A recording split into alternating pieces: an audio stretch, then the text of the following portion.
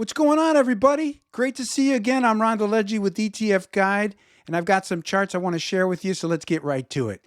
Let's give you a big picture view of what's going on with the major asset classes and some of the ETFs tied to them. And as you can see, we got a chart here showing the year-to-date performance, that's since the beginning of 2024, through the market close of November 29th. And yes, we've got just one more month left in 2024. Thus far, it's been a great year across the board for all the major asset classes. I've highlighted here the top performer, which is IBIT. This is one of the spot Bitcoin ETFs that was launched in January of 2024. And man, it's been all over the place like one of those Mexican jumping beans. You could see earlier in the year it was down, and then it swung up, and then it went down again, and now it has tremendously surged again, pretty much after the U.S. presidential election, and again, ahead by almost 100% gain, and still dancing with $100,000 per Bitcoin. And so it has been a strong performer relative to all these other major asset classes. But S&P 500, as tracked by SPY, still a pretty impressive gain of almost 28%. We'll take a look at which industry sectors have been driving that performance in a second.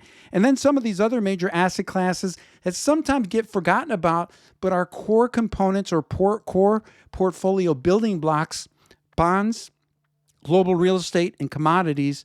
Again, all of these areas are ahead.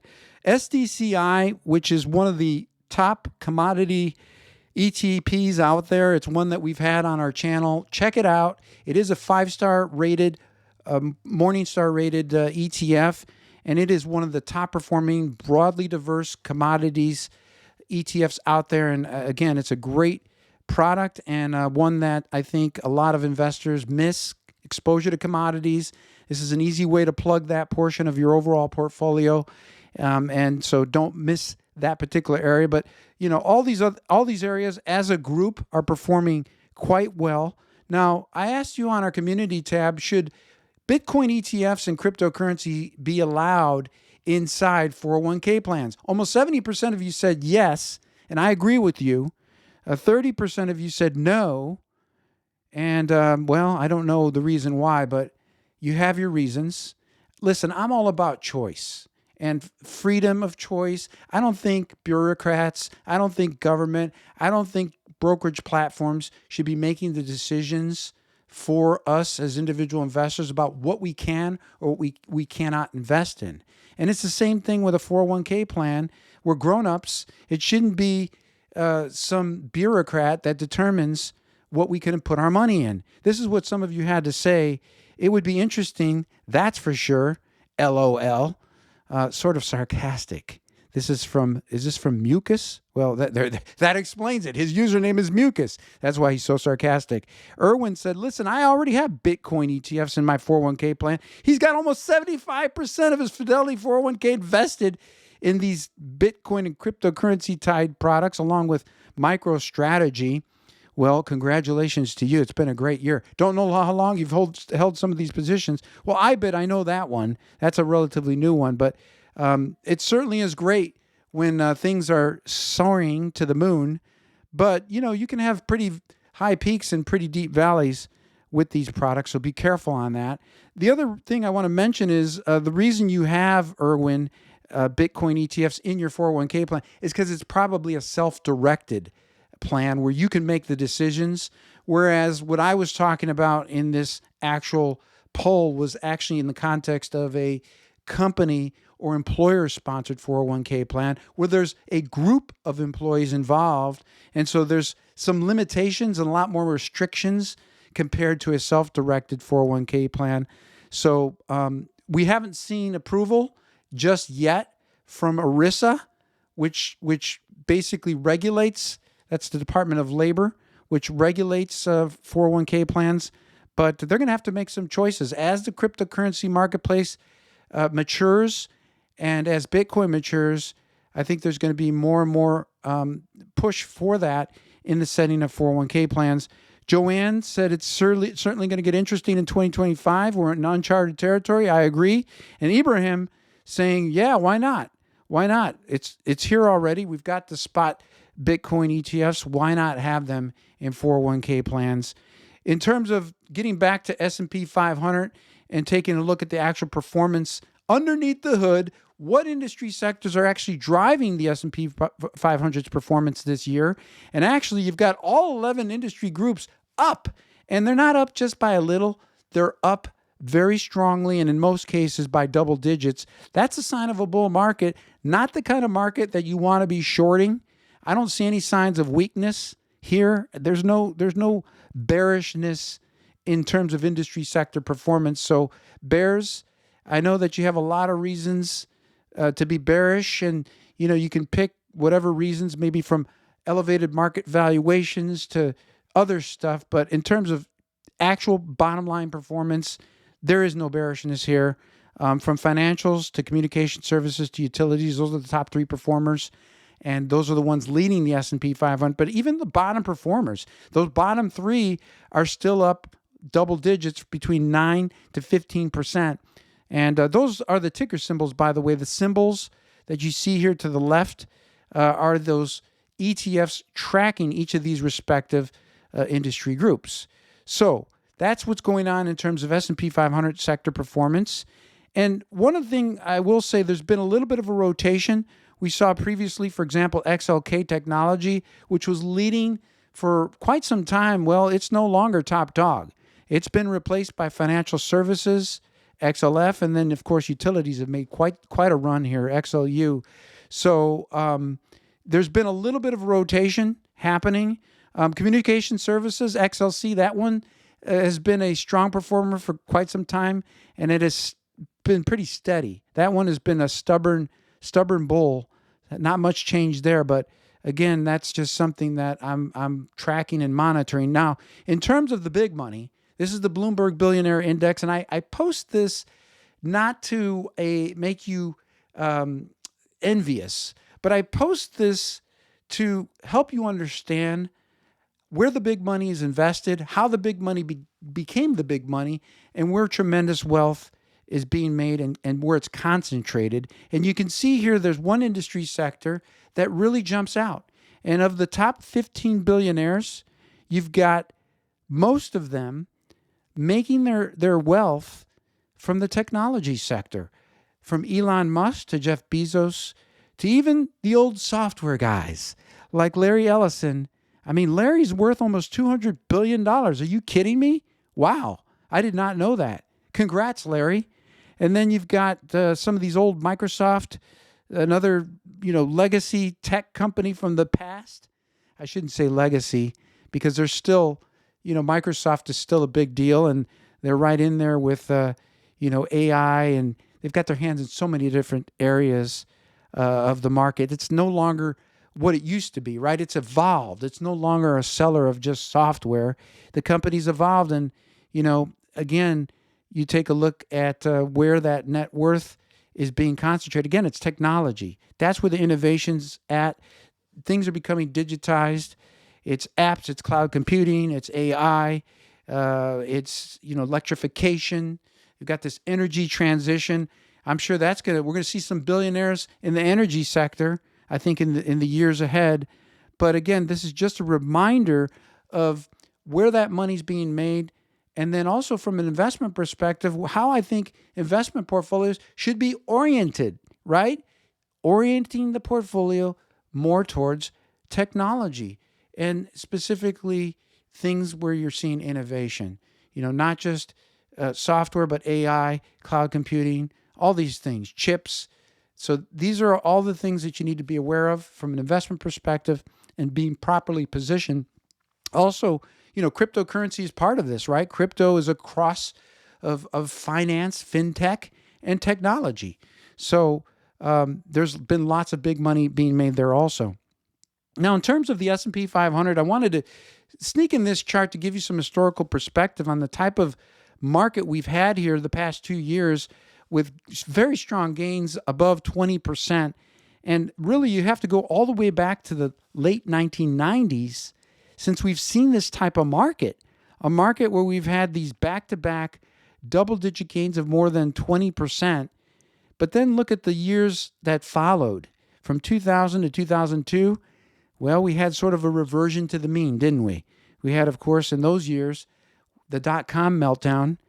And then in previous eras, if you take a look at going all the way back to the 1930s, the mid-1930s, 1935 and 1936 were pretty good. And then you had 1937, which was not so good, right? So you had a reversion to the mean. So that's what you sometimes see, and you have to be ready for, right? Because markets can change on the dime, and they do change on the dime. And don't count your chickens before they hatch. Many are already expecting, 2025 to be another gangbuster year, right? Well, we don't know. It might be, it might not be, but you have to be ready for anything. And that's why I see some warning signs with some investors having too much herd mentality, where they're just following the crowd. They're following whatever's being spewed at them, or they're looking at other people making a lot of money, and they want to be like that. They're envious. They're greedy. And so that may be part of the problem. Some are overconfident. They've made some money, and now they think, hey, I've got a hot streak. It's going to continue.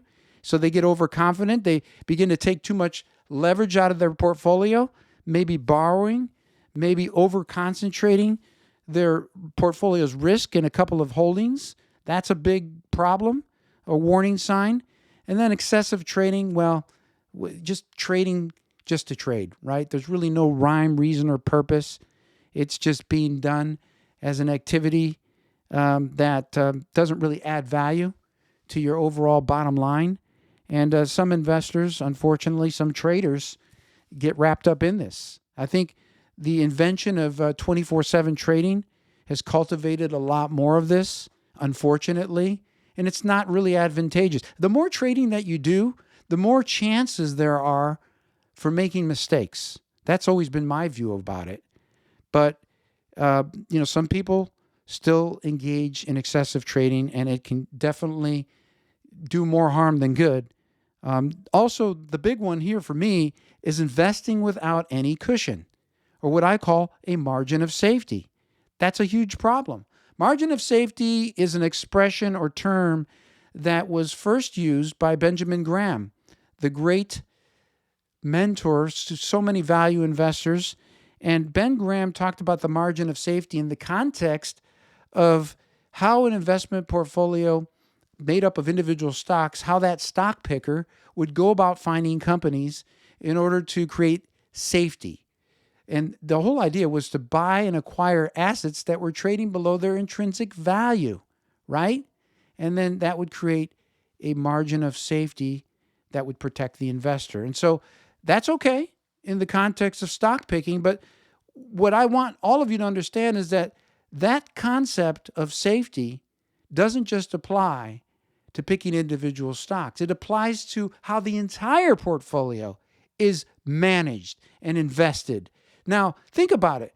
A lot of portfolios today are not even invested. The foundation is no longer individual stocks. So how can they even use or employ something like margin of safety, right? So margin of safety is the part of the portfolio, as I define it, that is segregated from the rest of the portfolio. I'm going to show you this in a second, but again, the way that it applies is you're taking a certain portion of the overall portfolio and setting it aside for zero volatility, 100% principal protection, and liquidity.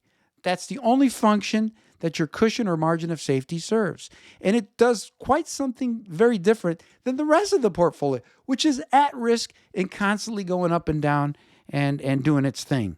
So together, it all works together. Going to give you a visual on that. Why don't people invest with a margin of safety? Well, 3 reasons. Number 1, they just don't know. They lack the education. They lack the situational awareness. They don't realize that they need it. They're ignorant, right? It's like the guy that has a house, a brand new house, and forgets to buy insurance, right? It's just, maybe he doesn't know. Maybe he's just not aware. Maybe she's not aware. Well, they're just ignorant, right? They don't know. They lack that education. That's the same thing. Why don't investors have a margin of safety? Some are just ignorant. Now, the other thing is some are aware that they should have a cushion, but they're negligent. They don't buy that insurance before the fire. They don't buy that insurance before the storm. They don't acquire that protection before something bad happens because they're negligent. Or maybe they do, but it's not enough. It's not an adequate or big enough cushion, right? It should have been bigger. And so they were negligent, and that's why they got hurt. And then there's others that are just straight reckless, right? These are the ones that are flying by the seat of their pants. And you could tell them that they should have it all day long.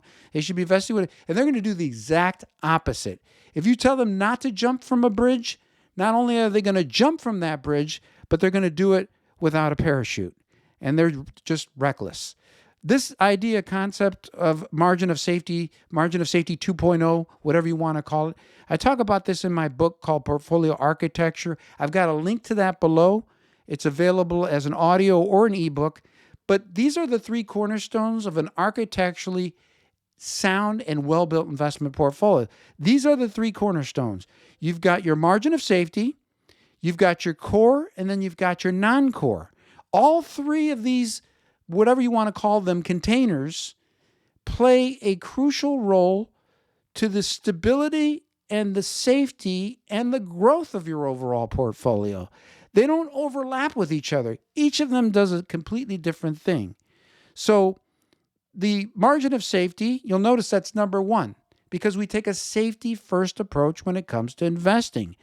We should never be like the reckless pilot that takes off and without any sort of pre-flight safety checks, right?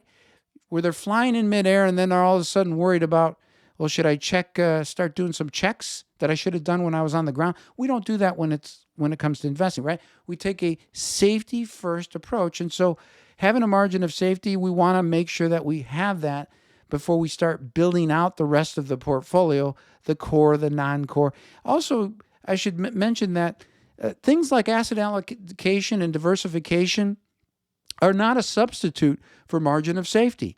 Margin of safety is something that's fundamental, and you cannot substitute diversification and asset allocation. Diversification and asset allocation are great, but they don't protect you. They don't give you 100% principal protection like your margin of safety. What does margin of safety do in a real-life world? Well, it protects us from financial icebergs, things that can possibly go wrong, like a stock market crash, like a cryptocurrency crash, like a financial crisis, or maybe an untimely illness, or maybe an untimely accident, or perhaps something like hyperinflation, or taxes, or deflation.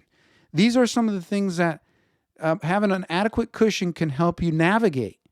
And so your core and non-core portfolio are also fundamental and very key to your success. But again, none of these pieces, the core, the non-core, or the margin of safety, none of them compete with each other. And the investor cannot say, well, I'm going to have one over the other and I'm going to ignore this one. And no, it's not like, should I have a fire alarm, a smoke detector, and locks on my front door? Which one is better? Well, you need them all. It's not like the smoke detector is more important than the locks on your front door. They're all important. And so it's the same way with these three containers for your overall investment portfolio. And again, I get into the details of the types of assets that each of these containers holds in my book called Portfolio Architecture. The link is, again, posted below. You can get a copy of that. It's available as an audio or ebook, and get in touch. Also, coming up on ETF Guide TV, we've got new episodes coming for Shifting Energy. We've also got a new ETF Battles episodes, and then, of course, First Look ETF with the New York Stock Exchange. And then we've got new content for playlists for USCF investments as well as direction. So lots of good stuff coming at you. And then just by way of reminder, you could watch ETF Guide TV and listen on all major platforms. We earlier in the year added Apple TV to complement Amazon Fire TV as well as Roku. So we're on all major streaming platforms. You can check us out there. Just download the ETF Guide TV app in each of those respective platforms. You'll find us.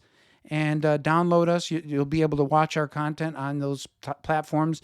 And then, of course, you can listen to us in podcast format at iTunes, Spotify, as well as other major podcasting platforms. And so that does it for today's episode. How did you enjoy it? And how has your year of 2024 been going? What's your portfolio's performance been like? Have you been satisfied with the performance? Have you been lagging? Have you been keeping up? Maybe you've been outperforming. Let me know in the comment section below how you're doing. And again, thanks for watching this particular episode. And I'll catch you on the next program. And again, my name is Ron DeLegge. Thanks for watching ETF Guide TV. We'll see you soon.